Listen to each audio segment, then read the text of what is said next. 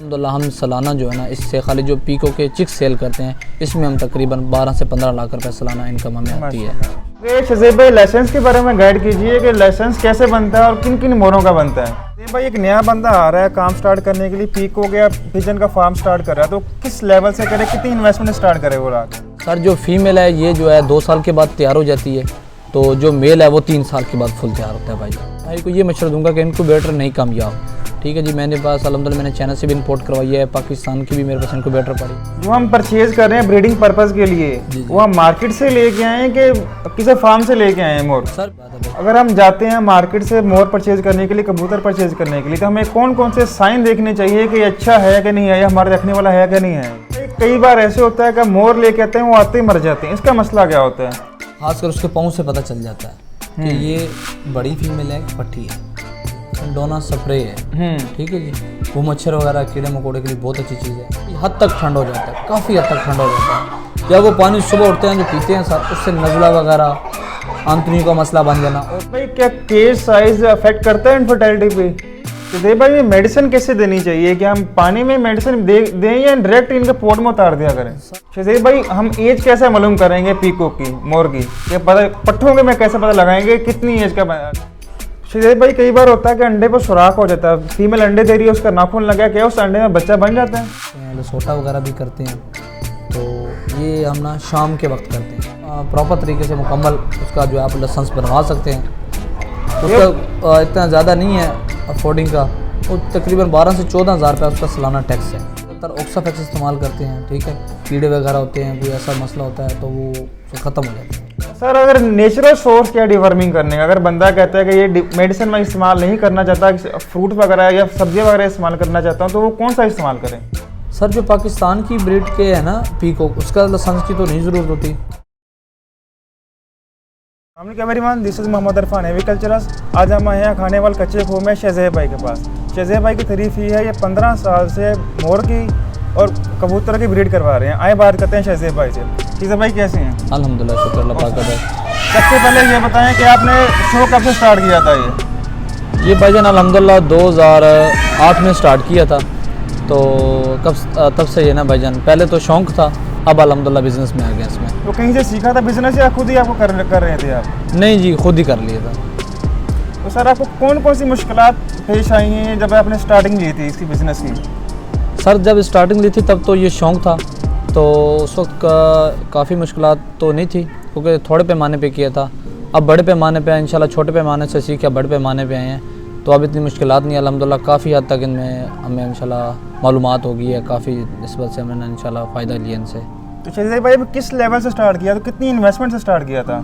Sir जब investment start की थी तब तो इतना ज़्यादा महंगाई भी नहीं थी, बहुत कम से स्टार्ट किया था। तो अब तो आप जितना भी इन पे इन्वेस्टमेंट करो उतना कम है, ठीक है ना जी। अब तो ये करोड़ों की बात में आ गया, लेकिन आप थोड़े पैमानों में से भी आप स्टार्ट कर सकते हैं, ठीक है जी। आप 4-5 लाख से स्टार्ट कर सकते हैं, और बेहतरीन आउट क्लास का बिज़नेस है। तो अभी आप पार्ट टाइम कर रहे हैं या फुल टाइम यही बिज़नेस कर रहे हैं? सर मैं अल्हम्दुलिल्लाह ये पार्ट टाइम भी कर रहा हूँ, फुल टाइम तो नहीं कर रहा, पार्ट टाइम कर रहा हूँ, लेकिन अल्हम्दुलिल्लाह के टाइम मैं इसको फुल्ली देता हूँ, ठीक है। और फर्स्ट टाइम थोड़ा सा टाइम देना पड़ता है 2-4 घंटे, और शाम को 2-4 घंटे टाइम देना पड़ता है। तो शज़ीब भाई का फ्यूचर प्लान क्या है, आप इसे ज़्यादा करना चाह रहे हैं आगे? जी अल्हम्दुलिल्लाह हम इसको ज़्यादा करना चाह रहे हैं, आपके सामने आपको दिखा रहे हैं, अभी विज़िट करवाएंगे सारा, तो हम इसको आगे बढ़ाना भी चाह रहे हैं। शज़ीब भाई पीकॉक फार्मिंग की खामियां क्या और खूबियाँ क्या है? सर खामियाँ भी काफ़ी सारी हैं, जैसे बीमारी वगैरह आ जानी, और काफ़ी बाहर से बर्ड्स वगैरह लेके आते हैं, जरासीम वगैरह आ जाते हैं, तो ये खामियाँ हैं। खूबियाँ काफ़ी सारी हैं, खूबसूरत परिंदा है, लोग इनको पसंद करते हैं, बड़े लोग पसंद करते हैं, और लोग घर भी रखना चाहते हैं, शौक़ भी करना चाहते हैं, तो ब्रीड भी अच्छी आती है, तो इंशाल्लाह इनमें इनकम भी अच्छी है। ये इनमें खामी है। इस टाइम आपके पास कौन कौन सी ब्रीड अवेलेबल है, कौन कौन सी मोरों में कौन सी और कबूतरों में कौन कौन सी पड़ी हुई हैं? सर मेरे पास अल्हम्दुलिल्लाह पीकॉक में सारी ब्रीडें हैं, ठीक है। जैसे ग्रीन जावा लगा लें, पाइड, सिल्वर पाइड हो गया, उसके बाद ब्लू ब्लैक हो गया, एमरट हो गया, ये सारी हैं। और पिजन में मेरे पास अल्हम्दुलिल्लाह फ्रिल बैक है, वाइट में, वाइट डैनिश में है, ब्लैक डैनिश में है, उसके बाद अमेरिकन लक्के में है, ठीक हो गया भाईजान। और भी छोटी छोटी काफ़ी वैराइटीज़ हैं, ब्लैक टूल हो गया, किंग वगैरह हो गया, नकाब पोश हो गया, जैकोबिन वगैरह हो गया, तो ये सारी अवेलेबल हैं अल्हम्दुलिल्लाह। तो आपकी सबसे फेवरेट ब्रीड कौन सी है इनमें से? इनमें सबसे ज़्यादा फेवरेट ब्रीड हमारी भाईजान पीकॉक की है। कौन से आपको अच्छे लगते हैं पीकॉक? पीकॉक भाईजान सारे खूबसूरत है, देखने में तो सारे खूबसूरत हैं, सारे लोग पसंद करते आपको हैं। कौन सा पसंद है? सर वैसे तो अल्हम्दुलिल्लाह सारी एक जैसी हैं जी, खूबसूरत हैं, अल्लाह ताला का निज़ाम है जी, उन्होंने बड़ी प्यारी चीज़ बनाई है, तो सारे ही पसंद हैं जी। सर जो आपके पास ब्रीड है इनमें सबसे हार्ड ब्रीड कौन सी है पीकॉक में, जब कहते हैं कि बीमारियों के खिलाफ ये अच्छे लड़ते हैं? सर इसमें ब्रीड जो सबसे कम ब्रीड आती है वो जावे में ब्रीड बहुत कम आती है, ठीक है, बाकी की ब्रीड तकरीबन एक जैसी है, जावे की बहुत कम आती है। तो बीमारियां भाईजान अल्हम्दुलिल्लाह आप हर महीने इनको वैक्सीन करें, बाकायदा तरीके से इनकी डिवर्मिंग वगैरह करें तो कोई बीमारी नहीं आती। लेकिन ये है कि जब बाहर से बर्ड्स लेके आते हैं तो कोशिश करें उनको आप एक साइड पे रखें, ठीक है, 10 दिन 15 दिन एक साइड पे रखें, उनको डिवर्मिंग वगैरह करें, उनको देखें, चेक करें, ठीक है, फार्म से दूर रखें। जब वो देखें आपको पसंद है तो समझ आती है, फिर आप उसको अपने फार्म एंटर करें। तो शजीब भाई कौन सी ब्रीड ने आपको सबसे ज़्यादा प्रॉफिट दिया, मतलब कि इंडियन ने, पाइड में, कैमे में, इसमें सबसे ज़्यादा प्रॉफिट किस ब्रीड ने आपको दिया? सर जी ब्रीड मैंने आपको बताया कि सब में अच्छी है, ये कोई नहीं, कोई देख आपके सामने मेरे पास अल्हम्दुलिल्लाह 150 फीमेल बड़ी खड़ी है, तो इसमें ये है कि कुछ फीमेल नहीं भी चलती, कुछ एक्सपायर भी हो जाती हैं और कुछ हमारी ज़रूरत से ज़्यादा अंडे और बच्चे भी निकाल देती हैं, तो ये हमने इसके कैलकुलेशन नहीं करते, ठीक है, ये सारों को साथ ही लेके चलते हैं भाईजान। शजीब भाई एक नया बंदा आ रहा है काम स्टार्ट करने के लिए, पीकॉक या पिजन का फार्म स्टार्ट कर रहा है, तो किस लेवल से करे, कितनी इन्वेस्टमेंट स्टार्ट करे वो आगे? सर जो नया बंदा आ रहा है हम उसको यही भाई को मशवरा देंगे कि वो 5 से 6 केज लगाए, ठीक है, छोटे पैमाने से स्टार्ट करें। जब हम बड़े पैमाने से स्टार्ट करते हैं तो भाई उसमें हम काफ़ी नुकसान करते हैं, क्योंकि देखो हम घर में बैठे होते हैं तो हम पहले ना अगले की जब वीडियोस देख रहे होते हैं तो हम ये लगा लेते हैं कि यार हम इसको ज़रब करें, इतने बच्चे आएंगे, इतने प्रॉफिट आएगी, हम उसको ये नहीं देखते कि यार इसमें नुकसान कितना होगा, इसमें एक्सपायर कितने हो जाएंगे, इसको बीमारी कौन कौन सी आ रही है, क्या क्या आ रही है। आप 2 4 5 केज से स्टार्ट करें ताकि आपको पता चल जाए कि यार इसमें ये बीमारी है, ये फ़ायदा, ये नुकसान है। अगर आप फर्स्ट टाइम ही ग्रीन जावा ला कर रख देंगे तो आपका अगर नुकसान होगा तो आपको काफ़ी झटका लगेगा। शजीब भाई कितनी जगह रिक्वायर्ड होती है, अगर हमने एक पेयर रखना है तो कितनी जगह रिक्वायर्ड होगी? सर अगर आपने एक पेयर रखना है ना जी, 9 बाई 9, मेरे पास वैसे जो केज बने हुए हैं ये 8 बाई 8 के हैं, तो आप ज़्यादा कोशिश करें थोड़ा सा खुला 9 बाई 9 का होना चाहिए, ठीक है। अगर आप ज़्यादा केज बढ़ा रहे हैं तो वेंटिलेशन अंदर ज़रूर रखें, ठीक है, गर्मियों में ज़्यादा मसला होता है, ठीक है ना जी, तो ब्रीड के लिए। बाकी आपके सामने बने हुए केज अगर आप भाई लोगों को दिखाएंगे इंशाल्लाह पसंद आएंगे भाई लोगों को। ये कितनी एज में ब्रीड करते हैं हम? और सर जो फीमेल है ये जो है 2 साल के बाद तैयार हो जाती है, तो जो मेल है वो 3 साल के बाद फुल तैयार होता है भाईजान। शजीब भाई एक नया बंदा आता है, वो उसे कौन कौन सी मुश्किलात आती है, कहाँ कहाँ से मार खाता है? सर मुश्किलात मैंने आपको बताया है, कोई इतनी मुश्किलात नहीं है, मुश्किलात में ये बीमारी वगैरह ही होती है जिसको बंदे ने देखना होता है, उसको लेके आगे चलना होता है, ठीक है ना जी।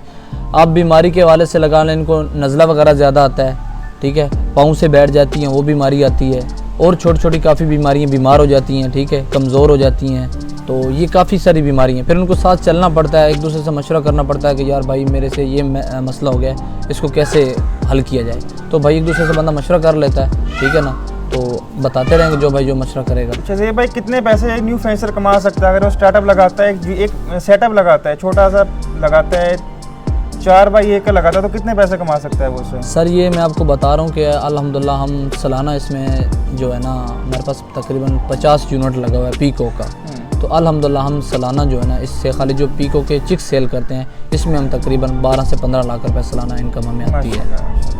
तो ब्रीड कौन सा बेटर रहता है, हम ब्रीडिंग करवाएं ये बेटर है कि हम सेल परचेज करते रहें ये ज़्यादा बेटर है? सर वो आप पे अपने पे डिपेंड करता है, ब्रीडिंग का काम भी बहुत अच्छा है, सेल परचेज़ का भी बहुत अच्छा है, तो लाइसेंस वगैरह भी होता है। अगर आप सेल परचेज़ का करते हैं तो आपकी शॉप होनी चाहिए बाकायदा, उसमें सेल परचेज़ का अच्छा काम है। ब्रीडिंग के लिए करवाना है तो फिर आप अपने घर में ब्रीडिंग करवाएं। तो एक फ़ीमेल कितने अंडे उतार देती है? सर एक फ़ीमेल तकरीबन 2 से 3 झोलियाँ देती है, ठीक है, तो उसमें कई फ़ीमेल ज़्यादा एग भी दे देती हैं, कई कम भी दे देती हैं, तो एवरेज के हिसाब से एक फ़ीमेल को 10 से 12 चिक्स आते हैं एक फ़ीमेल को। शजीब भाई प्रॉपर ब्रीडिंग के लिए हमें कौन कौन सी रिक्वायरमेंट देखनी पड़ती है?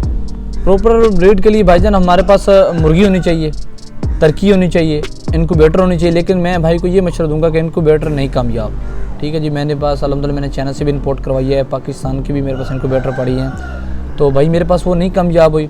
उनका टेम्परेचर का मेंटेनेशन का बड़ा मुश्किल हो जाता है, बाज़ को लाइट चली जाती है, बाज़ का बंदे के पास जनरेटर का नहीं सिस्टम होता, ठीक है, यूपीएस का नहीं सिस्टम होता, इस चीज़ से हम मार खा जाते हैं, बाज़ का पैनल सड़ जाता है, हमें नहीं पता होता कि हम इसको कैसे एक्सचेंज करें। एक टाइम पे आपका इनक्यूबेटर में 500 एग लगा पड़ा है, अब आपको 500 एग के लिए अगर इनक्यूबेटर ख़राब हो जाती है, अभी आप इतने किधर से मुर्गियाँ लाएंगे, किधर से टर्की लाएंगे। तो ये बेहतर भाई को यही मशवरा है कि आप मुर्गी या टर्की इस्तेमाल करें। किसी भाई जो न्यू बंदा आता है वो कहते हैं कि हमारा बर्ड आते हैं ब्रीड कर दे, क्या ऐसा होता है? नहीं सर, ऐसा नहीं होता, क्योंकि ब्रीड की एक सीज़न होता है, एक टाइम होता है, ठीक है जी। तो उस हिसाब से वो पीकॉक ब्रीड करता है। अभी सीज़न है, अभी 1 माह के बाद सीज़न है, ठीक है। अभी जो भी भाई लेगा ब्रीडर पेयर तो इंशाल्लाह वो उसको ब्रीड देगा, बाकी अगले के नसीब की बात है जी। शहज़ैद भाई फ्यूचर स्कोप क्या है पीकॉक के फार्मिंग का? आप क्या समझते हैं कहाँ तक जाएगा इसका बिजनेस? सर वक्त के हिसाब से देखो तो जब से मैंने स्टार्ट किया तब से आज तक बहुत अच्छा जा रहा है, बहुत आगे जा रहा है। और आपके सामने मैंने बिल्कुल छोटा सा स्टार्ट लिया था 4-5 के से, तो अब आपके सामने जितना बड़ा फार्म मैंने बनाया हुआ है तो आपके सामने अल्हम्दुलिल्लाह, और अल्हम्दुलिल्लाह बढ़ा ही रहे हैं इसको दिन ब दिन आगे, इसको कामयाब हो रहा है। कामयाब है तो भैया आगे हम जा रहे हैं, वरना ऐसे तो कोई आगे नहीं। शहज़ैद भाई सेल करने में बड़ा इशू आता है, उसका क्या मसला है? कोई सेल को आपको कोई इशू तो नहीं आ रहा है सेल करने नहीं में? सर, अल्हम्दुलिल्लाह बड़े आसानी से सेल हो जाते हैं। तो काफ़ी जगह पे मुल्तान भी माल भिजवाते हैं, कराची भी जाता है, तो बाहर मुल्क में भी कैसे दोस्त हैं जो कॉन्टेक्ट कर लेते हैं, मंगवा लेते हैं। तो ये अल्हम्दुलिल्लाह कोई मुश्किल नहीं है। तो आपको शहज़ैद भाई अच्छा रेट कहाँ मिलता है? मार्केट में अच्छा रेट मिलता है कि जो डायरेक्ट कंज्यूमर आपके पास कस्टमर आता है उससे मिलता है आपको? सर मार्केट में कम मिलता है, जो डायरेक्ट कस्टमर आता है वो ज़रा अच्छा रेट दे के जाता है। सर क्या रेट मतलब डिफरेंस जोन में आ जाता है? छोटा सा एक रेशियो दे दीजिए न्यू बंदे के लिए कि अगर मार्केट में सेल करते हैं कितने का सेल हो जाता है, और अगर दूसरा का आता है उससे सर ये मोटिशन के हिसाब से होता है। फिर उसके बाद ये होता है कि कलर वाइज होता है, चीज़ पे डिपेंड होता है और अगले की पसंद पे डिपेंड होता है। अगर हम इंडियन की बात करें, इंडियन क्या रेट सेल हो जाता है? सर इंडियन का हर बंदे का एक अपना ही रेट है जी, जो सीधी बात है, हर बंदे का एक अपना ही रेट है। तो वैसे तो अगर सेल परचेज़ की बात करें तो ब्रीडर फीमेल ब्लैक ब्लू की 10 की भी है, 12 की भी है और कुछ 15 की भी सेल कर रहे हैं। तो हर बंदे का अपना ही रेट का इशू है, ठीक है जी। और जो ज़्यादा अच्छी होती है, जिसको समय लगती है, वो ज़्यादा पैसे भर के जाता है। जब नया बंदा आता है तो फिर उसको थोड़ी सी प्रॉब्लम होती है लेन देन में, थोड़ा सा सोच समझ के लेता है। बाकी शौक़ के लिए लोग उससे ऊपर भी भर के चले जाते हैं। तो ये सारी शौक़ की बात है भाई। जो हम परचेज कर रहे हैं ब्रीडिंग पर्पस के लिए, वो हम मार्केट से लेके आए हैं कि किसी फार्म से लेके आए हैं? मोर सर बेस्ट सबसे बेहतर तो ये आप किसी फार्म से लें, ठीक है, किसी अपने जानने वाले से, किसी गारंटी वाले से लें, ठीक है, ताकि वो आपको गारंटी दे।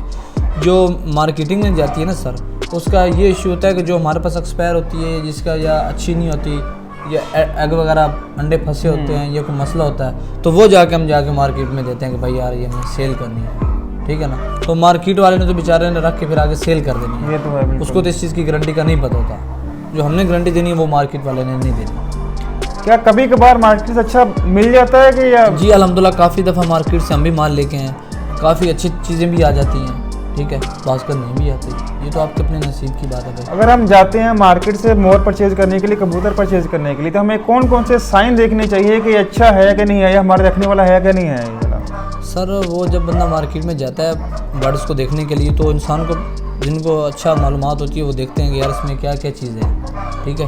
पाँव वगैरह चेक करते हैं, यार उंगली वगैरह टेढ़ी तो नहीं है, पाँव वगैरह टेढ़ा तो नहीं है, नाक कान ठीक है, नज़ला वगैरह तो नहीं है, कोई बीमार तो नहीं है। पकड़ने से फिर वज़न से पता चल जाता है कि यार इसको कोई बीमारी तो नहीं है। तो ये चीज़ें ज़्यादा उसको रेशो रखती हैं कि यार ये किस क्वालिटी में है। फिर इसको पता चल जाता है कि बंदा बड़ा इसमें कौन सा है, छोटा कौन सा है, वो देखने से भी इंसान को पता चल जाता है। किसी भाई कई बार ऐसे होता है कि मोर लेके आते हैं वो आते ही मर जाते हैं, इसका मसला क्या होता है? सर इसका मसला ये होता है कि हमारी लापरवाही होती है। लापरवाही से मकसद ये होता है कि हम काफ़ी जो पीकॉक लेके आते हैं ना सर, पैकिंग नहीं अच्छी होती, बाज़ का ज़्यादा दबा देते हैं, बाज़ का तो उसको रखने की सेटिंग नहीं अच्छी होती।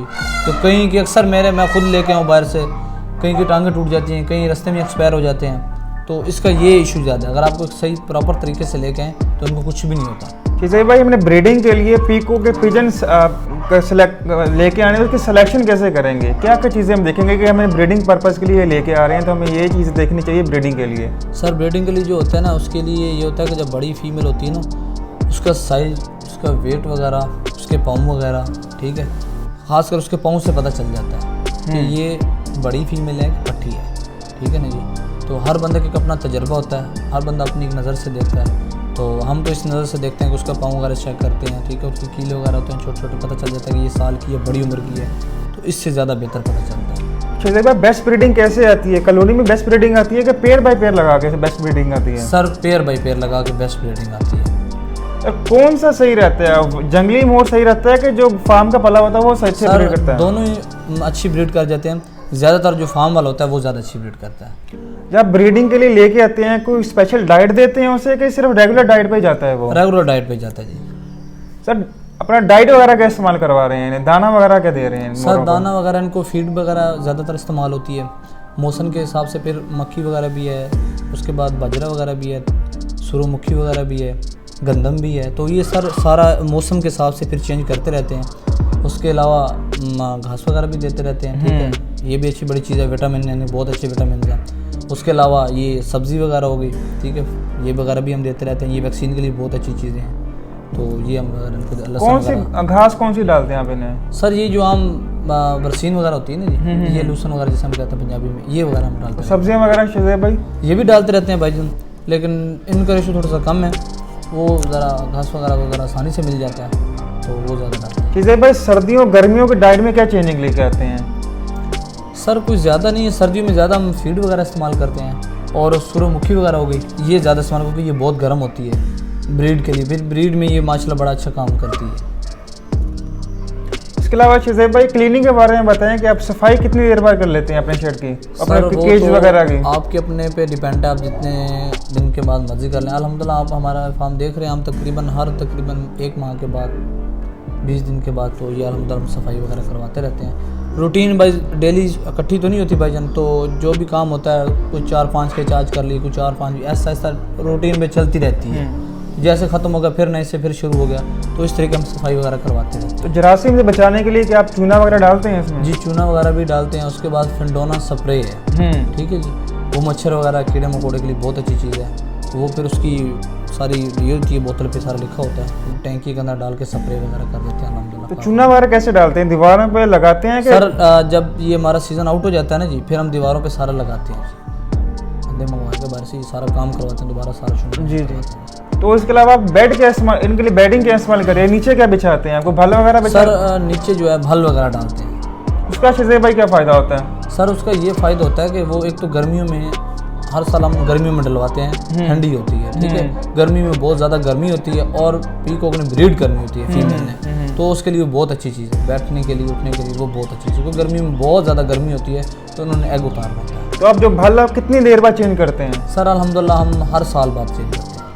तो साल के बाद भी आप कर सकते हैं, कई दफ़ा ऐसा होता है कि हम 2-2 साल भी नहीं चेंज करते, कई दफ़ा ऐसा होता है हम साल के बाद भी चेंज करते हैं। तो आप अपने वीडियो उसकी कंडीशन क्या है भल को साल इस्तेमाल करने के लिए? क्या आप उसमें कोई लगाते हैं, चीज़ लगाते हैं जिससे वो बिल्कुल फ्रेश दोबारा हो जाती है?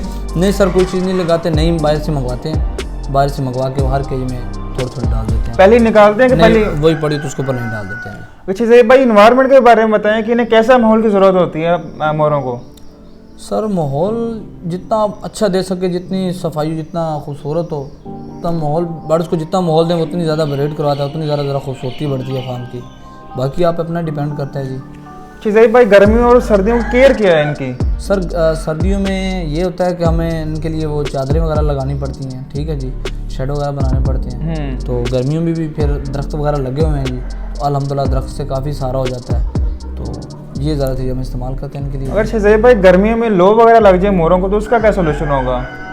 सर लो वगैरह तो लगती रहती है गर्मी में, देखो गर्मी बहुत ज़्यादा होती है, लो वगैरह लगती रहती है, लेकिन ये है कि उनके लिए दरख्त वगैरह लगाए हुए हैं, शेड वगैरह भी लगाए हुए हैं। यही शेड जो हम सर्दियों में इस्तेमाल करते हैं ना, फिर हम इनको शेड में कन्वर्ट कर देते हैं, ठीक है। इनके आगे बांस वगैरह खड़े करके फिर इनको शेड बना देते हैं। शज़ैब भाई कहते हैं मोर एक गर्म इलाके का परिंदा, क्या गर्मी बर्दाश्त करता है? जी अल्हम्दुलिल्लाह बेहतरीन गर्मी बर्दाश्त करता है, आपके सामने ही है। हमारे इलाके में बहुत ज़्यादा गर्मी होती है और अल्हम्दुलिल्लाह बेहतरीन ब्रीड आती है। तो शज़ैब भाई जब बारिश वगैरह आती है तब केयर क्या होती है यानी कि मोरों की? सर बारिश वगैरह भी आपके सामने बारिश हो रही है जी जी, तो कोई ज़्यादा केयर की ज़रूरत नहीं है, इतनी ज़्यादा हवा भी नहीं है। अगर ज़्यादा हवा होगी, ज़्यादा ठंड होगी तो आगे पर्दे वगैरह कर देते हैं ताकि। शज़ैब भाई बारिशों में बहुत सारी बीमारियां पैदा होती हैं, तो उनका मसला वगैरह तो नहीं होता इनका? नहीं सर इतनी ज़्यादा बीमारियां तो नहीं पैदा होती, बारिश जब होने के बाद काफ़ी बीमारियां कम हो जाती हैं। बारिश से पहले बीमारियां ज़्यादा होती हैं, बारिश होने के बाद फिर काफ़ी बीमारियां कम हो जाती हैं, लेकिन फिर भी कुछ बर्ड्स को हो जाती है, नज़ला वगैरह हो जाता है, ठंड लग जाती है, बुखार वगैरह हो जाता है, तो फिर उस हिसाब से मेडिसिन वगैरह दे देते हैं भाई। केज के बारे में बताएं, जो मोरों के लिए हमने केज बनाना है वो सीमेंट का बनाए कि लोहे का बनाए? सर वो आप लोहे का भी बना सकते हैं, लेकिन लोहे का गर्मी में बहुत ज़्यादा गर्म हो जाता है, तपश वगैरह आ जाती है, तो बेहतर भाई को यही मसला है कि आप सीमेंट का बनाएं। सीमेंट का कैसा बनाना चाहिए? सर आप आपके पे डिपेंड करता है, जितना आपका है अखराजात है तो हमने ये सारा आपको दिखाया, अभी हमने 4 इंच पे बनाया हुआ है, ठीक है सर। 3.5 साइडें 4 इंच की हैं, फ्रंट सारी जाली लगाई हुई है। अगर केज बाई केज आप करें तो वेंटिलेशन के लिए अंदर आप सुराख वगैरह छोड़ दें ताकि वेंटिलेशन होती रहे, ठीक है जी। और उसके बाद अल्हम्दुलिल्लाह इतनी गर्मी भी इसमें नहीं होती। शेजादी भाई अपने केज साइज क्या दिया हुआ है एक पेयर को, जोड़ों को जो दिया सर वो दिया हुआ है 8 बाई 8। तो सर शेजादी भाई जो केज है वो कैसा बेटर रहता है, गहराई में बनाए कि चौड़ाई में बनाए उसे? सर वो अब दोनों एक जैसे ही होना चाहिए, लंबाई जल्दी चौड़ाई दोनों एक जैसी, मुरब्बा में एक होना चाहिए, मुरब्बा शक्ल होना चाहिए। तो जो आप कवरेज करते हैं सर्दियों में, आप शापर्स वगैरह से कवरेज करते हैं, प्लास्टर वगैरह लगाते हैं, कुछ और लगाते हैं? सर ये हर बंदे का अपना एक है, डिपेंड करता है। कुछ शापर लगाते हैं, कुछ कपड़ा लगाते हैं, कुछ कोई चीज़ लगा लेते हैं। तो हमारा अल्हम्दुलिल्लाह सारा जो है ना जी कपड़ा लगा हुआ है, अच्छी चादर लगी हुई, जैसे फौजियों के पास ग्रीन चादर मिलती है, वही ग्रीन चादर मंगवा के वो लगाते हैं। शेजादी भाई एक नया बंदा लो बजट में शर्ट तैयार करना चाह रहा हो, कैसे करेगा? सर बजट तो वो अपने आप को पहले देखे, ठीक है। इसमें सबसे बड़ा जगह अच्छी होनी चाहिए, खुली जगह होनी चाहिए। फिर उस निस्बत से पहले वो अपना देखे कि मैंने खूबसूरती से बनाना है तो उसका ज़्यादा अखराज आता है, कम पैसे से बनाना है तो उसका कम अखराज आता है। वो अगले बंदे पे डिपेंड करता है कि वो कितना अफोर्ड कर सकता है। देखिए जी, पहले आपने इसके जगह लेनी है, फिर आपने केज बनाना है, फिर आपने उसमें माल डालना है, फिर जाके आपने उस पर खुराक डालनी है, फिर उसके बाद आपके नसीब में कुछ आ रहा है या नहीं आ रहा। तो ये सारी चीज़ें मद्देनज़र रख के इंसान को चलनी चाहिए। इधर भाई को नेस्टिंग मटेरियल डालते हैं अंडों देने के लिए, फीमेल के केज में कुछ रखते हैं, फीमेल वैसे ही नीचे ज़मीन पर अंडा उतार देती हैं? सर नहीं, ज़मीन पे ही एग दे देती है, जो भाल होती है ना वहीं एक साइड पे बैठ के वो दे देती है। तो अंडा टूटता नहीं है उससे? सर इतना ज़्यादा इशू तो नहीं आता, काफ़ी बाज़ का टूट भी जाता है, बाज़ का नहीं भी टूटता। तो अल्हम्दुलिल्लाह ज़्यादा नुकसान नहीं होता, टूटता नहीं है। हाँ ये है कि मादी अगर कच्चे एग देगी तो वो टूट जाता है, वो किसी काम का नहीं रहता। इसे भाई मसला आता है मच्छरों का, मच्छरों से कैसे बचाते हैं मोरों को? वो ये तरीका मैंने आपको बोला, फिंडोना स्प्रे इस्तेमाल करते हैं, उसमें मच्छर वगैरह, कीड़े वगैरह, छिपकली वगैरह ये अल्हम्दुलिल्लाह सारे ख़त्म हो जाते हैं, इससे कोई मसला नहीं। इसके बाद शेज़ेब भाई जो कीड़ियाँ आती हैं गर्मियों में दाने के ऊपर आती है, उससे कैसे बचाते हैं आप? वो बड़ा नुकसान भी करती हैं। सर वो नुकसान तो काफ़ी करती हैं, लेकिन मैंने आपको बोला हम ये जो फिंडोना इस्तेमाल कर रहे हैं इसको बहुत अच्छा रिजल्ट आ रहा है, बहुत ही अच्छा रिजल्ट आ रहा है। इसमें हमारा नुकसान नहीं होता, चाहे वो दानों पे आए, चाहे वो पेज के अंदर हो, वो आपको सारा आप कर सकते हैं। बर्ड्स के ऊपर भी कर सकते हैं, जो बर्ड्स के अंदर पंजाबी लफ्ज़ में जुएँ होती है ना, बर्ड्स के अंदर भी होते हैं, इनके अंदर भी होती हैं, तो वो सारी ख़त्म हो जाती है। आप बर्तन कौन से इस्तेमाल कर लिए, दाने के लिए, पानी के लिए? सर हम दोनों बर्तन जो है ना मिट्टी वाला इस्तेमाल कर रहे हैं। जब सर्दी आती है तो पानी वाला बर्तन हम प्लास्टिक वाले बर्तन में एक्सचेंज कर देते हैं, क्योंकि मिट्टी वाले बर्तन में अगर पानी रखें सर्दियों में तो वो काफ़ी ठंडा हो जाता है। इसे भाई एक पिंजरे में कितने बर्तन होने चाहिए? अगर हम एक साइड लगाया हुआ यूनिट लगाया हुआ, उसमें एक पानी का है और एक खुराक का बर्तन है। इधर भाई मसला आता है कि रात सर्दियों को रातों को पानी निकाल देते हैं, उसका क्या होता है फंक्शन? सर उसका ये फंक्शन होता है कि सर्दियों को रात को पानी निकालने का ये मकसद होता है, जब रात को पानी पड़ रहा था तो वो काफ़ी हद तक ठंड हो जाता है, काफ़ी हद तक ठंड हो जाता है। जब वो पानी सुबह उठते हैं जो पीते हैं सर, उससे नज़ला वगैरह, आंतनी का मसला बन जाना और काफ़ी ऐसी बीमारियाँ पैदा हो जाती हैं, फिर वो काफ़ी नुकसान होता है। तो रात को निकाल देते हैं, सुबह फ्रेश पानी जो है ना दोबारा ताज़ा पानी डालते हैं ताकि कोई मसला वगैरह बीमारी वगैरह। गर्म डालने के ताज़ा पानी से काम चल जाता है? ताज़ा पानी से काम चल जाता है जी, गर्म ना भी डालने तो मेडिसिन वगैरह डालते हैं कि सिर्फ सादा पानी? सर सर्दियों में हम काफ़ी मेडिसिन वगैरह देते हैं, ठीक है ना जी, वो बीमारी के हिसाब से फिर काफ़ी वैक्सीन वगैरह देते रहते हैं। वह इनफर्टिलिटी की वजह क्या होती है? इनफर्टिलिटी बहुत ज़्यादा आती है इनमें। सर इनफर्टिलिटी इतनी ज़्यादा तो नहीं है, मेल और फीमेल की वजह से होती है इनफर्टिलिटी। मेल और फीमेल इस वजह से होती है, मेल नहीं काम करता, मादा का काम है एग लगाना जी, ठीक है, उसके अंदर बुत डालना, उसको क्रॉस करना वो नर का काम है, वो आप पे नर पे डिपेंड करता है। इनफर्टिलिटी का मकसद है कि आपका नर नहीं सही या उसमें कोई फॉल्ट आ रहा है, आप उसको एक्सचेंज कर लें। तो मेडिसिन वगैरह इस्तेमाल करवाते हैं हम इनफर्टिलिटी के लिए? सर करवाते हैं, मेडिसिन भी इस्तेमाल करवाते हैं, लेकिन कोशिश ये होती है कि हम उसको चेंज कर लें, क्योंकि ये सीज़न होता है 2-4 माह का, तो इसमें अगर हम मेडिसिन दें तब तक तो सीज़न ख़त्म हो जाता है। तो बेहतर यही होता है कि हम नर को एक्सचेंज कर लेते हैं। चीज़ें भाई क्या केज साइज अफेक्ट करता है इनफर्टिलिटी पे? जी बिल्कुल करता है भाईजान। केज जितना अच्छा उसको अच्छा जितना माहौल देंगे केज को, उतनी ज़्यादा आपकी एग्स ज़्यादा आएंगे, उतनी ज़्यादा माहौल जब बनेगा ना, माहौल के हिसाब से सारा काम होता है जी। तो हमें अंडा कैसे चेक करें कि ये अंडा फर्टाइल है कि इनफर्टाइल है? सर ये अंडा का ये चेक होता है जब आप मुर्गी के नीचे या तरकी के नीचे रखते हैं ना जी, तकरीबन 8-7 दिन के बाद अंडे का एक का पता चल जाता है कि इसके अंदर फर्टाइल है कि नहीं है फर्टाइल। वो लाइट वगैरह हम लगाते हैं रात को, तो उसमें पता चल जाता है कि इसके ये फर्टाइल है या नहीं फर्टाइल। जो नहीं फर्टाइल तो उसको बाहर रख देते हैं, जो फर्टाइल है वो पड़ा रहता है, पता कर। भाई कुछ फीमेल कच्चा अंडा उतारती है, उसका क्या सोल्यूशन होता है, उसकी वजह क्या होती है? उसकी वजह ये होती है कि उसको कैल्शियम की कमी होती है। जो कैल्शियम की कमी की वजह से वो काफ़ी हद तक एग जो कच्चे देने लग जाती हैं। तो फिर उसके लिए सर मुख्तलिफ मेडिसन है, वो मेडिसन देते हैं। बाज़ का लोग चावल देते हैं, ठीक है, बाज़ का लोग बजरी भी दे देते हैं, वाइट कलर की बजरी की ब्रेक वो भी दे देते हैं ताकि इसका वो जल्द ठीक हो जाए। तो ये मसला होता है। बाज़ का होती है कि मादी डिफेक्ट होती है तो वो देती कच्चे अंडे रहती है।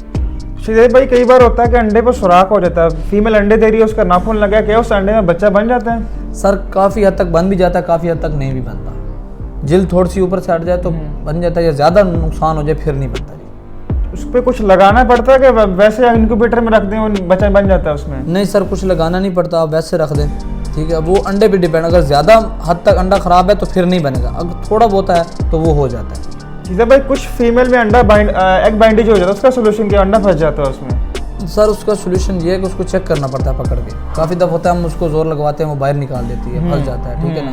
तो उसका ये ज़्यादातर सोल्यूशन होता है। बाकी लोग हर बंदा अपने तजर्बे से, हर बंदा अपना वो उसको देख रहा होता है। अगर सर ये क्वेश्चन है बायोसिक्योरिटी के बारे में कि हम अपने शेड को वायरस से कैसे बचाएं? सर वायरस इस तरीके बचाएं कि आपके फार्म में अगर कोई इंसान आ रहा है ना जी, आपका चूना वगैरह पड़ा हो दरवाजे के बाद, ऐसी चीज़ पड़ी होती है ताकि उसके अंदर जरासीम ना आए, बाहर से कोई बर्ड्स ना आए, ठीक है। आप उस बाहर नए बर्ड्स को अपने फार्म से दूर रखें कुछ दिन के लिए। अपने घर में ये कोई ऐसा छोटा सा सेटअप बाहर बनाएं, वहाँ रखें, आप चेक करें, उसके बाद आपको अपने फार्म में लेके आएँ। कोई भी इंसान अगर आपके फार्म में आ रहा है, ठीक है ना जी, उसके हाथ वगैरह ये वो करवाने चाहिए। बाकी हर बंदे के नसीब में भाई नुकसान हो भी जाता है तो नहीं भी होता। ये एहतियात पर बहुत ज़रूरी चीज़ है, ठीक है ना जी। नुकसान करने के बाद फिर बंदा पछता रहा होता है, अगर वो एहतियात इंसान पहले कर ले तो नुकसान नहीं होता। शुजैब भाई क्वारंटाइन करना होता है, इसका फंक्शन क्या होता है? मतलब कोई बर्ड हम बाहर से परचेज करके लेके उसे हफ्ता 10 दिन साइड पे रखना होता है, इसका क्या फंक्शन होता है? सर हम बाहर से अगर बर्ड परचेज करके लाते हैं तो सर हम उसको ना एक साइड पे रखते हैं कुछ दिन के लिए, मसलन फार्म से बाहर घर में हमारी थोड़ी सी जगह बनी हुई है, हम घर में रख लेते हैं, उधर उनको रखते हैं, मेडिसिन भी देते हैं, ठीक है जी, कुछ दिन के लिए उनको चेक भी करते हैं, ठीक है, खाना पीना, ये बीमार तो नहीं है, कोई मसला तो नहीं है। 10-12-15 दिन के बाद फिर हम उसको अपने फार्म पे। कौन सी मेडिसिन इस्तेमाल करवाते हैं आप उन्हें? सर ये मुख्तलिफ मेडिसन वगैरह इस्तेमाल होती हैं बीमारी के हिसाब से, ठीक है जी। बुखार वगैरह हो जाता है तो ब्रूफन होगी, एग्मेंटन वगैरह होगी, पैनाडोल वगैरह होगी, हम ये इस्तेमाल कराते हैं। नज़ला वगैरह हो जाए तो टेलोपिन का इंजेक्शन है वो लगाते हैं, ठीक है जी। बहुत ज़्यादा गर्मी में बीमार हो जाए तो ऑक्सीडल भी इस्तेमाल कर लेते हैं। तो उसमें काफ़ी सारी मेडिसन है, चेंज भी होती रहती हैं, काफ़ी मेडिसन नहीं भी वो असर करती तो फिर हम उसको एक्सचेंज भी कर लेते हैं। तो इस हवाले से काफ़ी सारी ऐसी मेडिसिन है जो हम इनको करते हैं, लेकिन हम ज़्यादा मेडिसन जो है ना इंसानों वाली ही इस्तेमाल करते हैं, उनसे इनको काफ़ी बेहतरी आ जाती है। शुजैब भाई हम एज कैसे मालूम करेंगे पीकॉक की, मोर की, कि पता पट्ठों के में कैसे पता लगाएंगे कितनी एज का सर मैं आपको अभी वीडियो पे दिखा दूंगा, पट्ठों की भी एज में आपको दिखा दूंगा और बड़ों की भी दिखा दूंगा, आपको उसमें फ़र्क चल जाएगा पता। जो पट्ठे होते हैं वो साफ ज़ाहिर हो जाते हैं, छोटे अगर आप वजूद में होते हैं तो पता चल जाता है कि यार ये पट्ठे हैं। जो बड़े होते हैं वो फुल साइज़ में होते हैं, नर होता है तो उसकी पूरी दुम होती है, तो बंदे को पता चल जाता है कि यार ये बड़े साइज़ में, ये छोटे साइज़। और फीमेल में यही साइन होते हैं? फीमेल में भी यही साइन होते हैं। हमें जेंडर का कैसे पता लगेगा कि ये मेल है फीमेल है पट्ठों में? सर जब बच्चे होते हैं तब तक 3 से 4 माह तक नहीं पता चलता कि यार ये नर है या ये फीमेल है, तो उसमें थोड़ी सी टेंशन होती है। जब ये 3-4 माह हो जाते हैं फिर उसमें पता चल जाता है कि यार ये नर है ये फीमेल, क्योंकि जो नर होता है उसमें वैसे भी चमकदार होता है, खूबसूरती होती है। जो फीमेल होती है वो ज़रा भूरे से रंग की होती है, तो उसमें पता जो वाइट कलर का होता है उसमें आसानी से नहीं पता चलता क्योंकि उसका कलर एक जैसा होता है, उसमें थोड़ा सा टाइम लगता है ये मेल है या फीमेल है।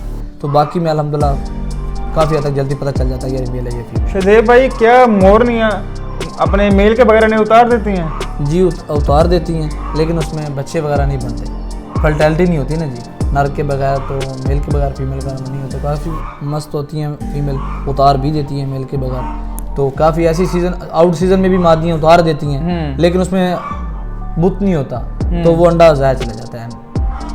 शुजैब भाई कौन सी कॉमन बीमारियाँ कौन सी इनमें आती हैं? बीमारियां भाईजान यही अगर प्रॉपर वैक्सीन करें तो बीमारी कोई भी नहीं आती, अगर वैक्सीन ना करें तो फिर काफ़ी हद तक बीमारियां आ जाती है, रानी खेत वगैरह आ जाती है और काफ़ी ऐसे हवाले से आ जाती हैं, ये बैठ जाती हैं, पाँव से बैठ जाती हैं, नज़ला वगैरह हो जाता है, बुखार वगैरह, ये बीमारियाँ ज़्यादा आती हैं। लेकिन अब अगर प्रॉपर तरीके से मेडिसन और इनके सही अच्छे तरीके से डिवर्मिंग करें ना तो अल्हम्दुलिल्लाह कोई ज़्यादा बीमारी नहीं आती। तो शुजैब भाई ट्रीटमेंट क्या होगा अगर रानी खेत आ गया है तो उसका सोल्यूशन क्या होगा? सर उसका सलूशन तो इतना ख़ास नहीं, हम काफ़ी दफ़ा मेरे फार्म में भी 2 बार आई थी तो मैंने इनका मेडिकल भी करवाया था सारा कुछ, तो डॉक्टर जो मेडिसन फिर देते हैं उस हवाले से हम उनको मेडिसन वगैरह देते रहते हैं। कोशिश तो हमारी यही होती है कि वैक्सीन वगैरह उस वक्त नहीं करनी चाहिए, क्योंकि उस वक्त बीमारी हैवी होती है, तो वो जो वैक्सीन होती है वो और अटैक ज़्यादा करती है। तो बेहतर है आप डॉक्टर को चेक करवाएं, इनका मेडिकल करवाएं कि यार हमारे बर्ड्स को उसको कौन सी ज़्यादा बीमारी हैवी है, क्योंकि रानीखेत कोई एक किस्म की तो नहीं होती सर, तो काफ़ी बर्ड्स को ऊपर नीचे बीमारियां आती रहती हैं। हम सोचते कुछ हैं, होता कुछ है, तो बेहतर आप उसको मेडिकल करवाएं, डॉक्टर के पास लेके जाएं, उसको मेडिकल करवाएं, ताकि आपको पता चले कि यार हमारे फार्म पे इस वक्त ये चीज़ का मसला आया हुआ है, या हम बाहर से कोई चीज़ लेके आए तो उसकी वजह से हमारे फार्म पे हवा आ गई है, ये बीमारी फैल गई है, तो उसका ये मसला, हम इसको पहले हल करें, बाकी काम बाद में करें। श्रीदेव भाई, कौन सी कोई आपने ऐसी बीमारी फेस की जिसकी वजह से आपको बहुत ज़्यादा लॉस का सामना करना पड़ा हो? सर बीमारियां आपको बताया काफ़ी हद तक आती रहती हैं। वैसे तो एक आधा नुकसान होता रहता है महीने बाद, 10 दिन के बाद, कभी रोज़ भी हो जाता है, तो कभी कुछ नहीं पता चलता, कभी नज़ले का मसला आ जाता है, कभी बुखार का मसला आ जाता है, कभी किसी को सोकड़ा वगैरह हो जाता है, कमज़ोर हो जाता है, कोई टांगों से बैठ जाता है, फालिज का मसला आ जाता है। तो ये मुख्तलिफ बीमारियाँ आती रहती हैं, कोई एक बीमारी नहीं होती भाई, मुख्तलिफ बीमारियाँ आती रहती हैं। ऐसी बीमारी अभी तक नहीं हुई जिसने आपको बहुत ज़्यादा लॉस का दिया हो? नहीं अल्हम्दुलिल्लाह भाईजान, एक दो पीस तो नुकसान होते रहते हैं, कभी एक माह में होगा, कभी 10 दिन के बाद हो गया, तो नहीं पता चलता, इतना सारा माल खड़ा है, नहीं भी समय लगती तो हो जाता है। वैसे अल्हम्दुलिल्लाह आज तक कोई ऐसा बड़ा नुकसान नहीं हुआ। श्रीदेव भाई, मेडिसिन कैसे देनी चाहिए? कि हम पानी में मेडिसिन दें या डायरेक्ट इनके पोट में उतार दिया करें? सर ये आप पे डिपेंड करता है, हम तो बर्ड्स के हिसाब से देनी पड़ती है कि यार बर्ड्स कितने हद तक ठीक है और कितने हद तक बीमार है, तो काफ़ी लोग पानी में भी देते हैं, काफ़ी लोग पोर्ट के अंदर भी देते हैं। तो बेहतर ये होता है कि आप जिसको उसके अंदर डिवर्मिंग करेंगे उसका ज़्यादा बेनिफिट होता है, वो ज़्यादा जल्दी ठीक होता है। पानी के अंदर जरासीम और पैदा होते हैं, दूसरे बर्ड्स भी उसके अंदर मुंह डालते हैं, तो उनको भी वो बीमारी लग जाती है, ठीक है ना। तो बेहतर ये है कि आप डायरेक्ट डिवर्मिंग करें। तो भाई कौन सी मेडिसिन है जो कहते हैं कि हर टाइम हमारी शेड पे मौजूद होनी चाहिए? सर मेडिसन हर टाइम जो मौजूद होनी चाहिए वो ये हमारे पास, आपको भी मैंने बताया था पहले भी, ब्रूफन हो गई, एग्लूमेंटन हो गई, टेलोपिन हो गई, ऑक्सीडेल वगैरह हो गया, उसके अलावा टेलोडोक्सी हो गई, विटामिन कुछ हैं ऐसे, ठीक है। ये चीज़ें आपके पास हर टाइम अवेलेबल होनी चाहिए, ताकि कोई परिंदे को नज़ला वगैरह हो, बीमार हो, ठीक है, कमज़ोर हो, तो आप उसको वो चीज़ें दे सकें। तो मेडिसिन तो आपके पास हर टाइम मौजूद होनी चाहिए, किसी टाइम भी कोई परिंदे को कुछ भी डिफ़ॉल्ट हो सकता है, ठीक है। इंसान का कोई भरोसा नहीं है, तो फिर बढ़ जाइए। ठीक है भाई, आपकी वैक्सीन करने का शेड्यूल क्या है? सर अल्हम्दुलिल्लाह हम हर माह के बाद वैक्सीन करते हैं, तो NDIB भी करते हैं, एंटीक्लोन भी करते हैं, लसोटा वगैरह भी करते हैं। तो ये हम ना शाम के वक्त करते हैं, कि दिन को नहीं, ताकि उसको सूरज की छुआई ना पड़े। जब ठंडा टाइम होता है, छाँव वगैरह आ जाती है, उस वक्त हम इनको करते हैं। पानी वगैरह 2 घंटे पहले निकाल लेते हैं, फिर हम उनको 2 घंटे के बाद वो वैक्सीन वाला पानी देते हैं, ठीक है भाई, या वो पी लेते हैं थोड़ा थोड़ा, ठीक है। वो उसी टाइम रात को निकाल देते हैं, ताकि ज़्यादा देर उसको नहीं रखना चाहिए, फिर वो उसमें उस पानी में भी जरासीम पैदा होते हैं, वो उनको और बीमार करता है। तो बेहतर आप उसको निकाल के फिर, ताकि नया शहर से नया पानी। सूरज की छुआओं से पानी मेडिसिन को बचाना बचाना सूरज की छुआएं जो है ना, वो आपके मेडिसिन पे नहीं होना चाहिए, वैक्सीन पे। वैसे आप जो भी मेडिसिन दे रहे हैं डायरेक्ट वो दे सकते हैं, जो वैक्सीन का काम है ना जी, वो आप उस पर सूरज की छुआएं नहीं होनी चाहिए। श्रीदेव भाई, इसके बाद पोर्ट बाइंडेज का इशू आता है, पोटा बंद हो जाता है, उसका क्या वजह होती है? सर काफ़ी बर्ड्स का पोटा बंद वगैरह हो जाता है, आप उसको ऑक्साफेक्स भी दे सकते हैं, उसके पेट में कीड़े वगैरह भी होते हैं, पोटा बंद हो जाता है, उसमें भी उसकी काफ़ी हद तक सफाई हो जाती है। वरना कई दफ़ा हमने ऑपरेशन कर लेते हैं, ठीक है, उनका पोटा वगैरह साफ़ कर लेते हैं, बाज़ का वैसे हाथ से साफ़ कर लेते हैं। तो ये इस तरीके से भाई कैसे सफाई करते हैं, ऑपरेशन कैसे करते हैं? कि उनको कट वगैरह लगा के, उनका कट वगैरह लगा के फिर उसका पोटा वगैरह को साफ़ करते हैं, साफ़ करके, ठीक है, फिर उसको टांके वगैरह लगा देते हैं, ठीक है। जो बर्ड्स के हिसाब से होता है, बर्ड्स कितने उसके मिकदार से जा रहा है, उस मिकदार के हिसाब से फिर हम उस बर्ड के साथ चलते हैं। तो जब वो टांके वगैरह लगाते हैं तो उसके बाद फीड वगैरह सही खा रहा होता है, कोई इशू तो नहीं आता उसे? काफ़ी बर्ड्स को आ भी जाता है, काफ़ी का माशाल्लाह कामयाब भी हो जाता है, फिर तो नहीं भी आता भाई। तो फिर हम 4-5 दिन तो उसको डिवर्मिंग के साथ देते हैं, फिर आहिस्ता आहिस्ता अल्हम्दुलिल्लाह ठीक भी हो जाता है। जो आप खुराक देते हैं पोटा साफ करने के बाद, वो कौन सी फीड देते हैं आप उन्हें? सर वो हम पैरट वाली फीड ज़्यादा इस्तेमाल करते हैं। पैरट वाली कीटी फीड करते हैं, कौन सी कीटी फीड करते हैं भाईजान? जी सही भाई, ये बताइए पेयर बॉन्डिंग के बारे में, हम जोड़ा लगाने में कौन कौन सी मुश्किलात आती हैं?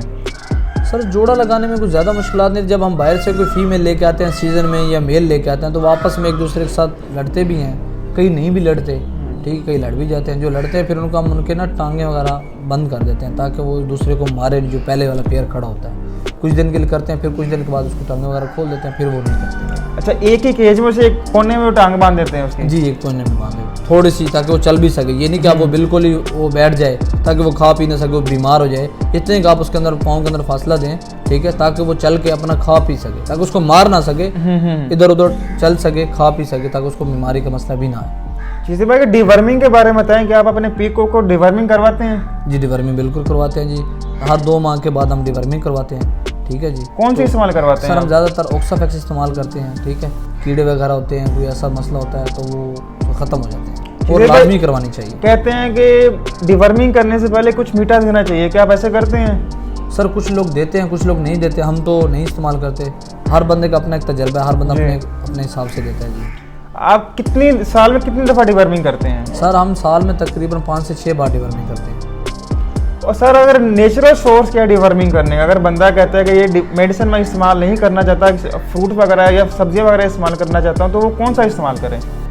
सर वो फ्रूट वगैरह अब जैसे आपको होता है रेशू होता है, वैसे तो ज़्यादातर लोग फ्रूट वगैरह भी इस्तेमाल करते हैं, लेकिन वो ज़्यादा महंगा पड़ जाता है, लोग उसकी नहीं अफोर्डिंग कर सकते। फिर लोग ज़्यादा फीड वगैरह की तरफ देके फिर उनके साथ मेडिसिन की डिवर्मिंग वगैरह, बेटासोल वगैरह, फिर वो भी साथ साथ देते रहते हैं, फिर उसके साथ चलते रहते हैं। डिवर्मिंग के लिए शज़ेब भाई कौन से वेजिटेबल इस्तेमाल होते हैं?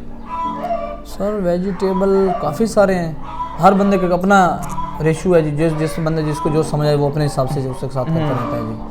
अच्छा शज़ेब भाई बताएं, जो स्टिक लगाई है, अपने बांस लगाया है, वो उसकी कितनी मोटाई होनी चाहिए इसमें? सर वो कईयों ने मोटे भी लगाए होते हैं, कईयों ने पतले भी लगाए होते हैं, कईयों ने सोटियाँ भी लगाई होती हैं। सही तो हर बंदे का एक अपना स्टाइल है, किसी ने सीधे सीधे लगाए होते हैं, किसी ने ज़रा ऊपर लगाए होते हैं, किसी ने नीचे लगाए हुए हैं, तो वो उसका कोई इशू नहीं है।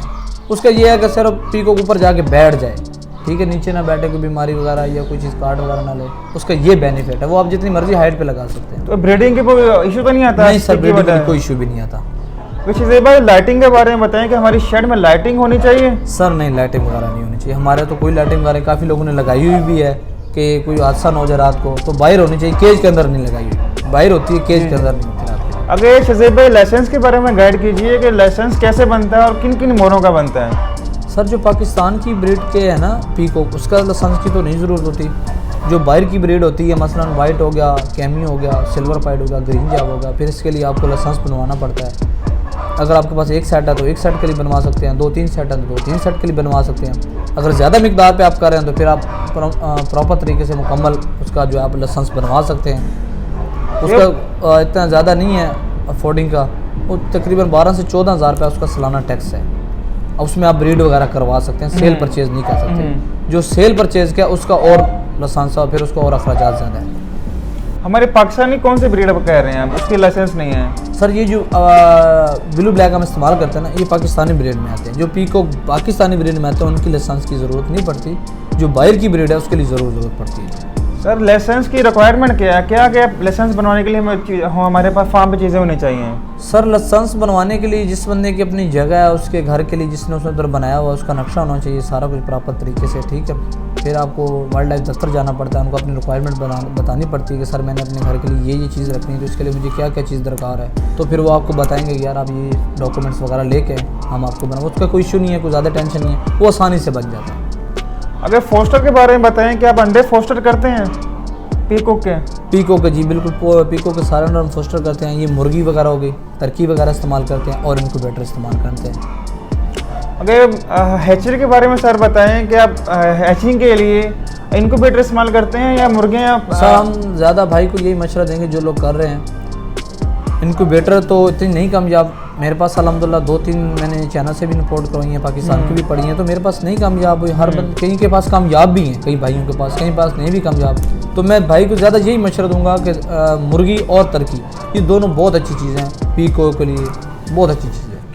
तो सर बच्चा कितनी देर में निकलता है अंडे में से? तकरीबन 25 दिन के बाद, 26 दिन के बाद बच्चा निकल आता है। शज़ेब भाई कुछ अंडे ख़राब हो जाते हैं, उनकी वजह क्या होती है?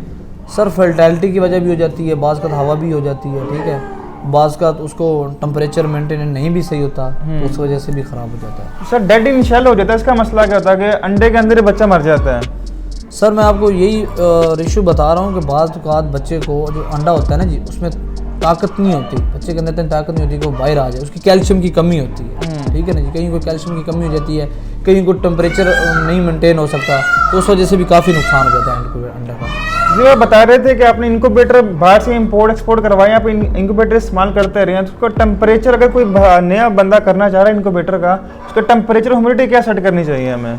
सर हर बंदे ने अपने हिसाब से वैसे तो की हुई है, तो 60 तकरीबन होनी चाहिए, नमी होनी चाहिए, 37.5 जो है वो टेम्परेचर होना चाहिए। तो बच्चा कितनी दिन में निकलता है? सर यही बच्चे का यही रूटीन है, 25-26 दिन के बाद जो बच्चा है ना वो तकरीबन निकलाता है। अच्छा ये भाई बिजली वगैरह चली जाए तो कोई मसला वगैरह तो नहीं आता? सर उसमें काफ़ी सारे मसले आते हैं। हमारे पास हमने सोलर सिस्टम बहुत अच्छा लगाया हुआ है उनके लिए, जनरेटर भी रखा हुआ है, ठीक है जी, यूपीएस वगैरह भी लगाया हुआ, लाइट भी लगाया हुआ है। तो काफ़ी ऐसा भी हो जाता है कि बाज़ का इनक्यूबेटर जब नया बंदा इस्तेमाल कर रहा होता है तो उसको पैनलों के बारे में नहीं पता होता, बाज़ का पैनल भी ख़राब हो जाते हैं, तो फिर उस टाइम इंसान को नहीं समझ लगती कि मैं अब इसके साथ क्या करूँ, क्योंकि पता नहीं होता, ठीक है ना। तो उसके लिए अगर बड़े इशू पे काम कर रहे हैं तो आपके पास इलेक्ट्रिशियन होना ज़रूरी है, ताकि मौके टाइम पे अगर आपकी मशीन ख़राब हो जाती है, पैनल ख़राब हो जाता है, ताकि आपको दस्ती उसको एक्सचेंज कर सके। वरना जितना एग आपकी मशीन में पड़ा होता है उसको दस्ती किसी जगह पे आप शिफ्ट नहीं कर सकते। हाँ ये है कि आपके पास 2 से 3 मशीनें होनी चाहिए, ताकि बार आपकी एक मशीन ऑलरेडी चल रही है वो ख़राब हो चुकी है, आपके पास टाइम नहीं है, बंदा भी नहीं है ठीक करने के लिए, ताकि आपको इतना टाइम मिल जाए कि आप वो एग उठा के दूसरी मशीन के अंदर लगा के अपना निज़ाम चला सके। चीज़ भाई माशाल्लाह आपका 15 साल का एक्सपीरियंस है, आप नए बंदे को कुछ एडवाइस देना पसंद करेंगे? सर एडवाइस यही है कि पहले बंदा जो भी काम करे वो शौक से हिसाब से करे, पहले बंदा इसको शौक करे, फिर जाके बंदा आहिस्ता आहिस्ता इसके अंदर घुसे, लोगों से मिले, ठीक है। ये लोगों का तलक भी बनाता है काफ़ी, ठीक है जी। फिर लोग काफ़ी इसको पसंद भी करते हैं, खूबसूरत बर्ड्स हैं, ठीक है, लोग पसंद करते हैं, लोग जाएं एक दूसरे के पास देखें, थोड़े पैमाने से मैं कहता हूँ स्टार्ट करें, ठीक है। जब बंदा स्टार्ट करे, मालूमात ले, उसके अंदर थोड़ा सा टाइम उसको दे, ताकि पता चले कि यार मैं इसमें फ़ायदे में जा रहा हूँ या नुकसान में जा रहा हूँ। जो भाई शौक़ से काम करते हैं, मैं कहता हूँ कि वो भाई 100% इंशाल्लाह अल्लाह ताला खैर रखे उन पे, वो कामयाब ही कामयाब। अगर लोग जो पहले बिज़नेस के नज़रिए से देखते हैं ना कि यार ज़रब लगा लेते हैं कि यार ये इतने अंडे देगा, इतने बच्चे देगा, इतने प्रॉफिट आएगी, तो मेरे हिसाब से वो फिर नहीं कामयाब, क्योंकि वो बंदा इंसान लालच में आ जाता है, ठीक है ना। पहले बंदे को अपने शौक़ के हिसाब से करना चाहिए। चलिए बहुत शुक्रिया शहज़ेब भाई, thank you so much everyone, I hope you will like my video.